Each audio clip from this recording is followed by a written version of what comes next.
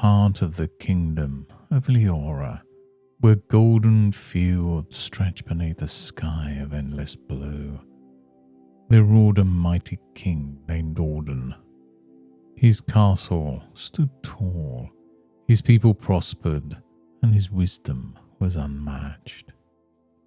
But despite his wealth and power, the king carried a terrible burden. He simply could not sleep. Each night, he'd lie awake staring at the ceiling of his grand chamber, his mind filled with restless thoughts.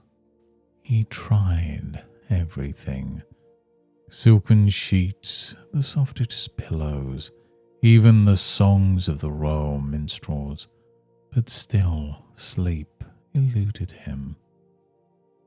As days turned into weeks, the weight of his sleepless nights wore him thin. His hands trembled, his thoughts grew sluggish, and the vibrancy of his once powerful mind dulled like a rusting sword. His advisors whispered, his people worried, and the kingdom itself seemed to dim alongside him. One evening a traveller arrived at the castle gates. This was no ordinary man. His cloak was woven from moonlight, his staff carved from the wood of an ancient dream tree. He introduced himself simply as the Dream Keeper. "I hear that your nights are long, your majesty," the traveller said with a knowing smile. "Would you accept the wisdom of sleep?" The desperate king nodded. The Dreamkeeper led Alden outside the castle walls to a quiet grove where fireflies flickered like tiny stars. There he began to speak.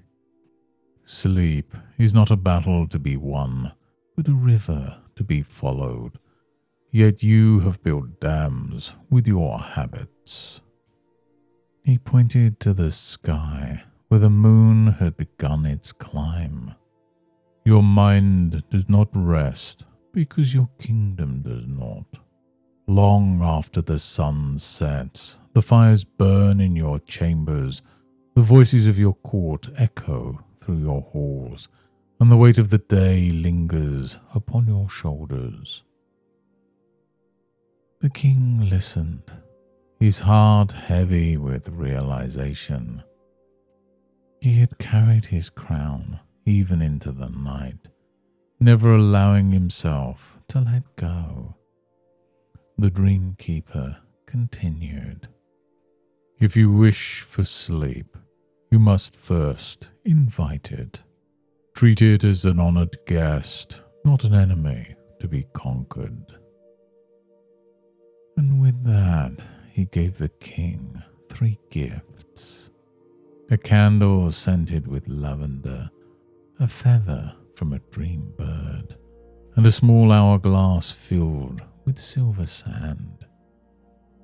"The candle will remind you to dim the lights before the moon fully rises.